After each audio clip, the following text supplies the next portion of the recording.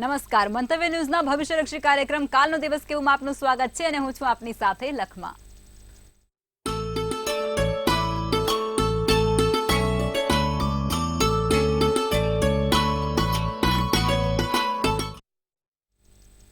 તો આવતીકાલની માહિતી આપવા માટે જોડાઈ ગયા છે કિશન મહારાજ. દર્શક મિત્રો સૌને મારા પ્રણામ, સૌને મારા નમન, સૌને વંદન અને સૌને દિલથી અભિનંદન. આપ સૌ દર્શક મિત્રોનું હાર્દિક સ્વાગત છે કાલનો દિવસ કેવોમાં. સૌ દર્શક મિત્રોને મારા જય શ્રી કૃષ્ણ, જય મહાદેવ ને જય માતાજી. કાલનો દિવસ કેવો ની શરૂઆતમાં આપણે જાણીએ છીએ રોજનું પંચાંગ, દિન વિશેષ, દિવસ રાતના ચોગડિયા, 12 રાશિનું દૈનિક રાશિ ભવિષ્ય, સળગતા પ્રશ્નોનો સળગતો જવાબ અને કેવો રહેશે જેનો જન્મદિવસ છે આવતીકાલે અને કેવું રહેશે આવનારું નવું વર્ષ, બધાની ચર્ચા કરીશું. શરૂ કરીશું કાલનો દિવસ કેવો. જી બેન. જી મહારાજ, હવે આપણે કાર્યક્રમની શરૂઆત કરીએ અને તમે દર્શક મિત્રોને આવતીકાલના પંચાંગ વિશે જાણકારી આપો. પંચાંગમાં ભાઈ કાલે તારીખ 20/6/2024 ને ગુરુવાર રહેશે. તિથિ વિક્રમ સંવત 2080, કાલે જેઠ સુદ 13 છે. ચંદ્ર વૃશ્ચિક રાશિમાં, નનેય મૂળાક્ષર, અનુરાધા નક્ષત્ર, સાધ્ય યોગ અને તૈતિલ કરણ છે. પંચક નથી, વિછોડો પૂરા દિવસ અને રાત્રિ દરમિયાન ચાલુ રહેશે. મિથુન રાશિમાં સૂર્ય અને વૃશ્ચિક રાશિમાં ચંદ્ર રહેશે. 5:54 નો સૂર્યોદય તો સૂર્યાસ્ત સાંજે 7:27 કલાકનો રહેશે. ચંદ્રોદય 6:06 નો તો ચંદ્રાસ્ત 4:49 નો રહેશે. અભિજીત મુહૂર્ત છે 12:14 થી 1:08 નું. સારામાં સારું ચોગડિયું રાહુકાળ 2:22 થી 4:04 નું રહેશે. રાહુકાળ છે. આજે આપણે આ રાહુકાળ વિશે પણ વિસ્તૃત ચર્ચા કરીશું. એકંદરે કાલે દિવસ મધ્યમ, વિછોડો બેઠેલો છે. વિછોડો બેઠેલો હોવાથી કોઈ સારા કામ નહીં થાય. વિછોડો ઉતરે પછી સારા કામ કરવા તો થાય, ત્યાં સુધી નહીં થાય તો ખાસ ધ્યાન રાખવાનું છે. ચંદ્ર વૃશ્ચિકમાં છે. એકંદરે દિવસ મધ્યમ રહેશે. જી બેન. જી મહારાજ, હવે તમે દર્શક મિત્રોને આવતીકાલના દિન વિશેષ વિશે માહિતી આપો. કાલે ભગવાન વિષ્ણુની પૂજા તમારા માટે સૌથી સારી રહે. વટવૃક્ષની પૂજા, ભગવાન વિષ્ણુની પૂજા પીપળાનું ઝાડ હોય ને ત્યાં રહેલી છે. પીપળે ભગવાન વિષ્ણુનું સ્થાન મનાય છે. ભગવાન વિષ્ણુ સ્વયં પીપળે પ્રગટ થયેલા છે. આવતીકાલે પીપળે હળદર વાળું પાણી ચડાવવાનું. ઓમ નમો ભગવતે વાસુદેવાયની માળા કરવાની. સાથે ભગવાન વિષ્ણુ સહસ્ત્ર નામાવાલી કરવાથી વિશેષ કૃપા પ્રાપ્ત થશે. આવતીકાલે આટલું અવશ્ય કરજો, લાભ થશે. જી બેન. જી મહારાજ, હવે તમે દર્શક મિત્રોને આવતીકાલના દિવસ અને રાત્રિના શુભ ચોગડિયા વિશે માહિતી આપો. દિવસનું પહેલું ચોગડિયું, પ્રથમ ચોગડિયું શુભ રહેશે, જે સવારના 5:54 થી સાંજના 7:36 નું રહેશે. બીજું આવશે લાભ ચોગડિયું, જે 12:41 થી 2:22 કલાકનું રહેશે. ત્રીજું અમૃત ચોગડિયું, જે 2:22 થી 4 કલાકનું રહેશે. પછી ફરીવાર શુભ ચોગડિયું આવશે, જે 5:46 થી 7:27 નું રહેશે. આ બધા થયા સારા અને શુભ ચોગડિયાની વાત. કોઈ પણ પ્રકારના નાના મોટા કામ કરવા છે, સારા કાર્યો કરવા છે તો થઈ શકશે. સારા ચોગડિયામાં કરેલું કામ હંમેશા સારું અને પૂર્ણ કરવા વાળું ફળ આપે છે. રાત્રિનું ચોગડિયું અમૃત ચોગડિયું છે, જે 7:27 થી 8:46 નું છે. આ રાત્રિના ચોગડિયા સમય કોઈ પણ સારા કામ ના થાય એવું ના હોય. રાત્રે પણ તમે સારા કામ કરી શકો ચોગડિયા જોઈને. પણ કાલે વિછોડો બેઠેલો છે એટલે કાલે કોઈ સારા કામ ના કરો તો સારું. વિછોડો હોય, યતિપાત યોગ હોય અને આ બધું હોય ત્યારે થોડું સાચવવાનું. કોઈ સારા કામ નહીં કરવાના, ધ્યાન રાખવાનું. જી બેન. જી મહારાજ, આપણે ઘણી વખત એવું સાંભળતા હોઈએ છીએ કે હાર્ટ એટેકમાં મોત નીપજ્યું છે, અકસ્માતમાં મોત નીપજ્યું છે, એટલે કે કુલ મળાવે અને અકાળ મૃત્યુ પાછળના કારણ કયા કયા હોઈ શકે, કયા ગ્રહો તમારા નબળા હોય ત્યારે આ પરિસ્થિતિ છે તો તમારા જીવનની અંદર આવતી હોય છે, એ સમજવું છે આજે. બહુ સરસ પ્રશ્ન છે લક્ષ્માબેનનો. મારા ત્યાં ઘણા લોકો આવે છે અને કહે છે કે મારા અકાળ મૃત્યુ થઈ ગયું મારા નજીકના વ્યક્તિઓનું. તો અકાળ મૃત્યુ પાછળ શું કારણ જવાબદાર છે? હું ઘણી વખત આપણા શોમાં કહું છું કે રાહુકાળ દરમિયાન લાંબી મુસાફરી ના કરશો.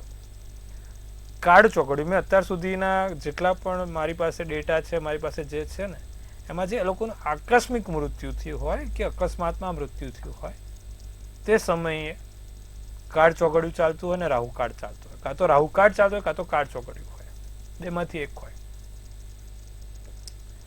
તમને દર્શક મિત્રો નમ્ર વિનંતી છે કે તમે કોઈ લાંબી મુસાફરી કરવા જઈ રહ્યા છો તો ખાસ ચોગડિયું જોઈને જાઓ. હું એમનેમ દિવસ રાતના ચોગડિયા નથી બોલતો. હું એમનેમ નથી કહેતો કે ભાઈ આ સમયમાં લાંબી મુસાફરી ના કરો.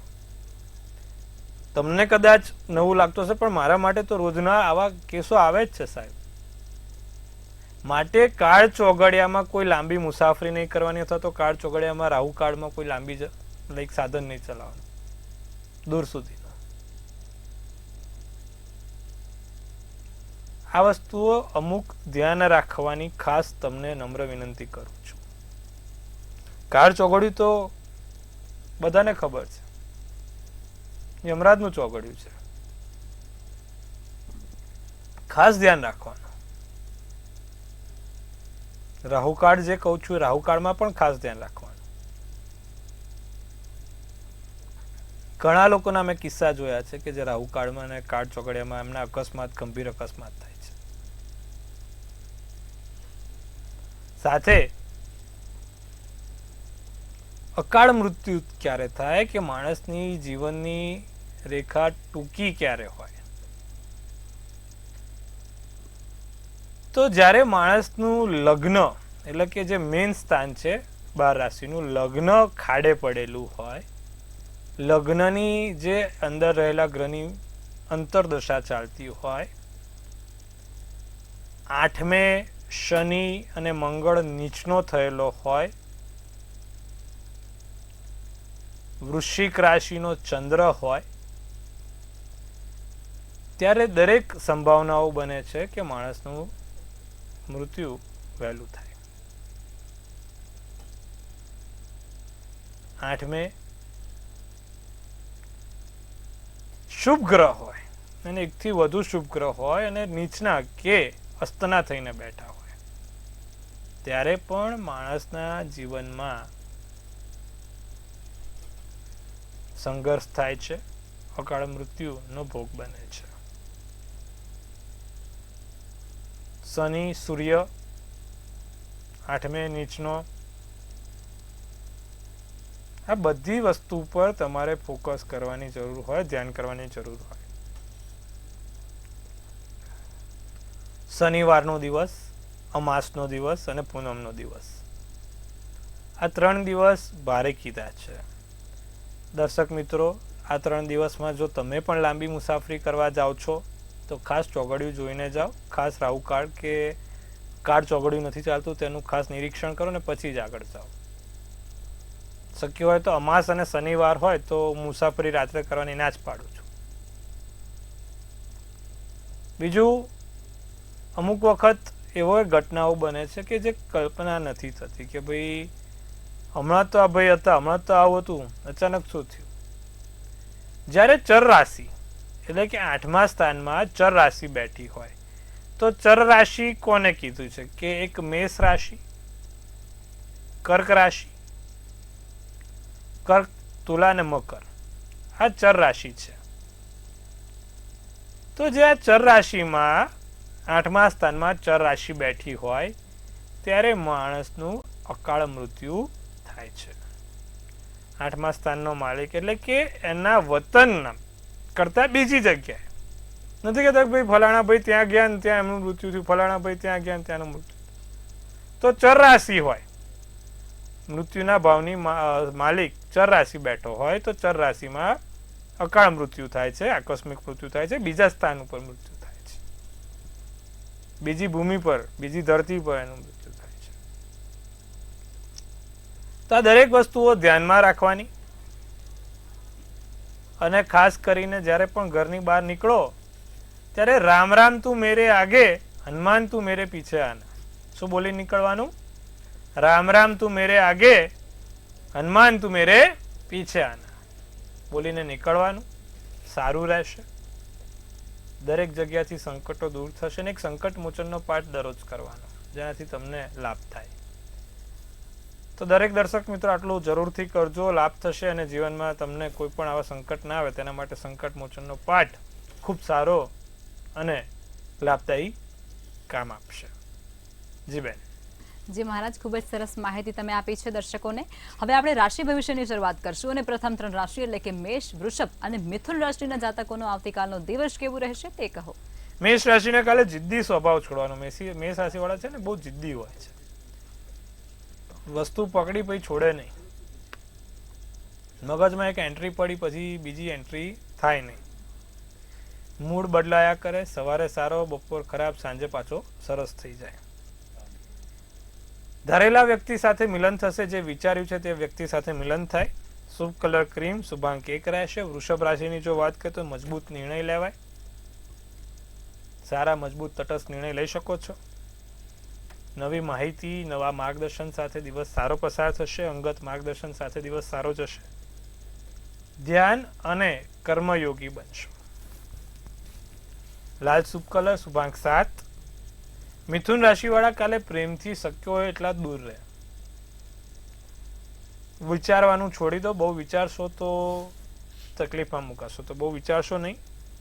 કોઈની ઈર્ષા કે નિંદા કરવી નહીં. ખોટી ઈર્ષા કે નિંદા ના કરશે. ભવિષ્ય સારું છે, ભવિષ્ય ઉજ્જવળ દેખાય છે. કાળો શુભ કલર, શુભાંક 7 છે. જી બેન. જી મહારાજ, હવે આગળની 3 રાશિ એટલે કે કર્ક, સિંહ અને કન્યા રાશિના જાતકોનો આવતીકાલનો દિવસ કેવું રહેશે તે કહો. કર્ક રાશિને પૈસાનો સંગ્રહ બહુ જ સારો રહેશે. ધનનો સંગ્રહ કરશો તો તમને લાભદાયી ફળ મળશે. નિરાશામાંથી બહાર આવો. જે વસ્તુ હવે જતી રહી છે એ ભૂલી જાઓ. નિરાશામાંથી બહાર આવો. સપના સાકાર કરવા મહેનત કરો. વેપારી વર્ગ માટે દિવસ સારો છે, ઉત્તમ છે. સોનેરી શુભ કલર અને શુભાંક 6 છે. સિંહ રાશિની જો વાત કરીએ તો સાધન ચલાવતા ધ્યાન રાખો. બહાર જાઓ સિંહ રાશિવાળા, એટલે સાધન ચલાવતા થોડું ધ્યાન રાખજો. માથાને લગતી કોઈ સમસ્યા ના થાય તેનું ધ્યાન રાખશું. અતિથિ આવવાના યોગ છે, મહેમાન આવી શકે છે. ઘરેથી તુલસી ખાઈને, કાલે સિંહ રાશિવાળા ઘરની બહાર નીકળો ને એટલે તુલસી ખાઈને નીકળજો. ઘેરથી એક તુલસી ખાઈને નીકળવાનું. સફેદ શુભ કલર, શુભાંક 3 રહેશે. કન્યા રાશિને પૈસા હાથમાં ના ટકે, હાથમાં ધન નહીં ટકે. આવે ને વપરાઈ જાય, આવે ને વપરાઈ જાય. ગમે તેટલું કરો, હાથમાં પૈસા બચશે નહીં. નાના બાળકોથી ફરિયાદ, બાળકોથી કમ્પ્લેન રહ્યા કરે, લાભ રહે. જીવનમાં સારા વળાંક આવે. છુપા આશીર્વાદ, પિતૃના ગણો કે પછી તમારા પોતાના ગણો, છુપા આશીર્વાદથી લાભ થાય. પોપટી શુભ કલર, શુભાંક 9 છે.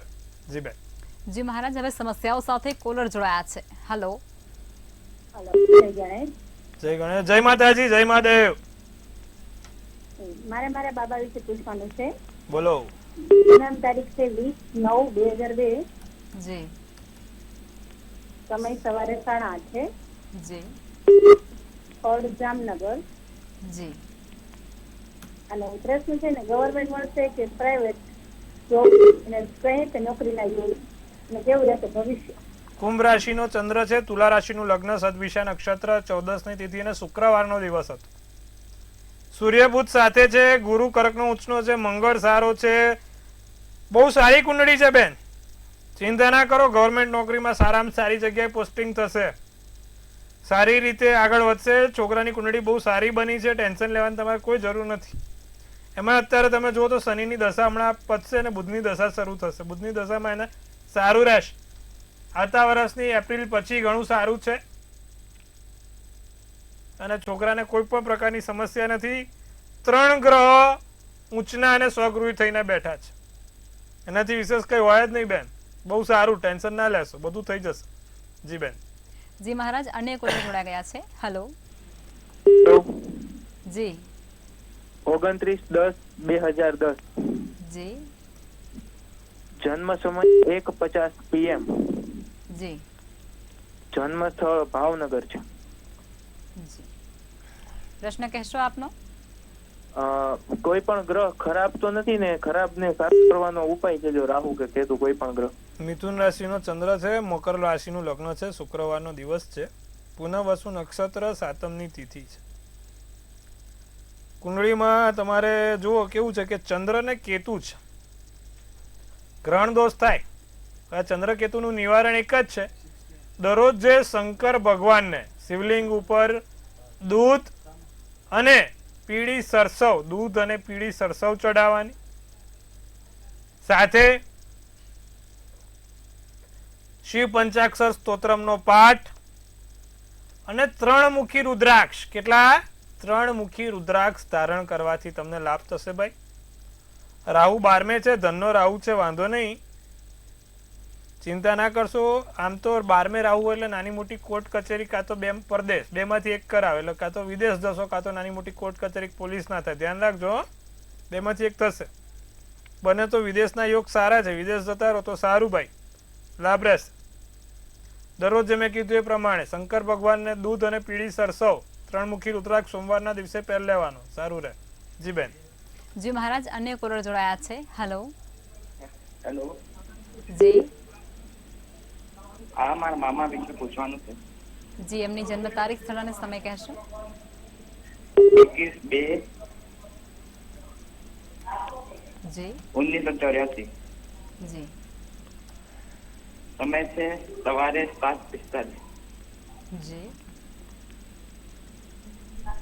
સ્થળ? જન્મ સ્થળ છે અમદાવાદ. જી. સમસ્યા શું છે આપની? એના લગ્ન નથી થતા.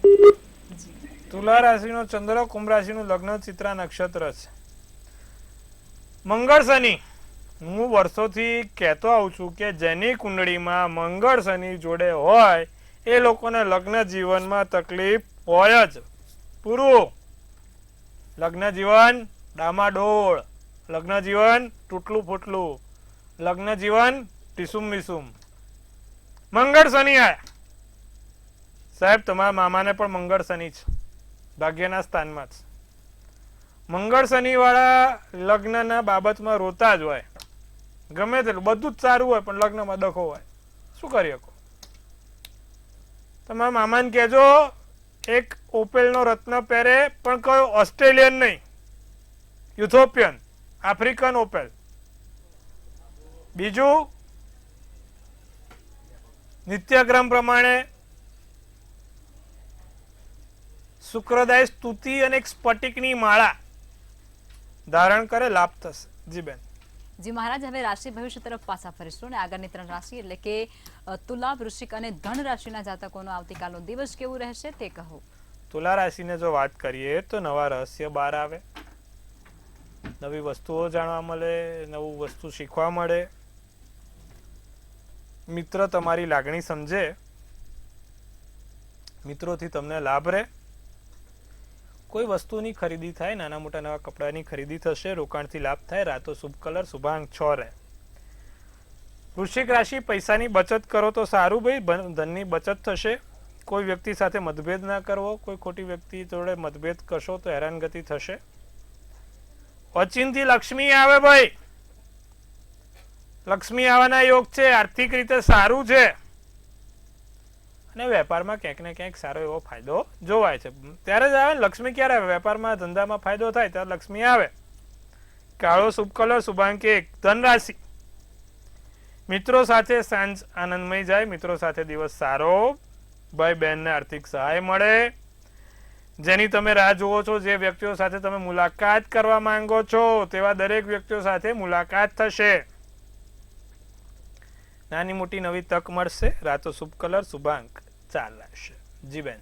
જી મહારાજ, હવે અંતિમ 3 રાશિ એટલે કે મકર, કુંભ અને મીન રાશિના જાતકોનો આવતીકાલનો દિવસ કેવું રહેશે તે કહો. મકર રાશિને આત્મવિશ્વાસ અને ઉર્જાનું સ્તર ઊંચું રહે, ધંધો વધારે થતો જણાય, ધંધામાં લાભ છે, પ્રવાસના યોગ બને છે, નોકરી ધંધામાં નવી તક મળે, પીળો શુભ કલર, શુભાંક 9 રહે. કુંભ રાશિને પરિવારના સભ્યો સાથે દિવસ સારો છે, આનંદમય દિવસ છે, પરિવારના સભ્યોથી લાભ થતો જોવાય છે. કોઈને ઉધાર આપવું કે લેવું નહીં. કુંભ રાશિ વાળા, કિસી કો દેના નહીં और किसी का लेना नहीं, ठीक है? પૈસા આપવાના નહીં કે લેવાના નહીં, કરશો તો 2 ગણું થતું જશે. રચનાત્મક કાર્યો થાય, સારા કાર્યો, રચનાત્મક કાર્યો. જીવન સાથીની મદદથી દિવસ સારો અને સુંદર પસાર થશે. લાલ શુભ કલર શુભાંક 6. મીન રાશિને તબિયતનું ધ્યાન રાખે, તબિયત સાચવે. અણધાર્યો બોજ વધે, આકસ્મિક બોજ વધી જાય. ખાસ આયોજન, સારા પરિણામ મળતા રહેશે. વાદળી શુભ કલર શુભાંક 4 રહેશે. જી બેન. જી મહારાજ, હવે આવતીકાલે જે લોકોનો જન્મદિવસ છે તેમનું આવનારું વર્ષ અને આવતીકાલનો દિવસ કેવું રહેશે તે ટેરોટ કાર્ડના માધ્યમથી કહેશો. જેનો જન્મદિવસ છે કાલે એ દરેક દર્શક મિત્રોને ખૂબ શુભેચ્છાઓ. તનથી તંદુરસ્ત રહો, મનથી મલકાતા રહો અને ધનથી છલકાતા રહો. હાસ્યનું તોરણ ઝૂલતું રહે, ભાગ્યનું પાનું ખીલતું રહે અને ધન કુબેરના ભંડાર ભરાતા રહે. લક્ષ્માબેન ગઢવી એક સુંદર મજાનું ટેરોટ ઉપાડશે. આવનારું વર્ષ કેવું રહેશે તેના વિશે વિગતવાર ચર્ચા કરીશું. આપણે શું કહી રહી છે ડિયર એન્જલ્સ? લક્ષ્માબેને તો જોરખમ કાર્ડ ઉપાડ્યું છે ભાઈ. તો વ્હીલ ઓફ ફોર્ચ્યુન, બધા ચક્રો ગતિમાન થવાના છે, ગ્રહોની દશા બદલાવાની છે. સારો અને પાવરફુલ કાર્ડ એટલે વ્હીલ ઓફ ફોર્ચ્યુન નું. કાલે જેનો પણ જન્મદિવસ છે એકદમ સુંદર અને સારું. લાઈફનો ટર્નિંગ પોઈન્ટ બનશે આ વર્ષ તમારા માટે. લાઈફમાં નવા વળાંકો આવશે તમારા માટે. એન્જલ શું મેસેજ આપે છે? Good luck, karma, life cycle, destiny, changing points, changing faith, બધું સારું છે. કોઈ ચિંતા કરવાની નથી, કશું ટેન્શન લેવાની જરૂર નથી. બધું ટનાટન જશે. જેને પણ કાલે જન્મદિવસ છે, શું કરવાથી આખું વર્ષ સારું થાય? જેનો પણ જન્મદિવસ છે આવતીકાલે તે ભગવાન દત્તાત્રેયનો એક ફોટો એમના પાકીટમાં રાખે. કાલે જેનો એ જન્મદિવસ છે, દત્તાત્રેય ભગવાન, 24 ગુરુનું કાર્ડ છે. એક ભગવાન દત્તાત્રેયનો ફોટો તમારી જોડે રાખજો. દર ગુરુવારે દત્ત બાવની કરજો. દત્ત બાવની દર ગુરુવારે કરવાની, લાભ થાય, વર્ષ સારું ને સુંદર જોવાય. જી બેન. જી મહારાજ, અમારી સાથે જોડાયા અને દર્શકોને આટલી સરસ માહિતી આપી તે બદલ આપનો આભાર. મહાદેવ હર, ખૂબ શુભેચ્છાઓ. હવે નોંધી લો કિશન મહારાજનું કોન્ટેક્ટ નંબર.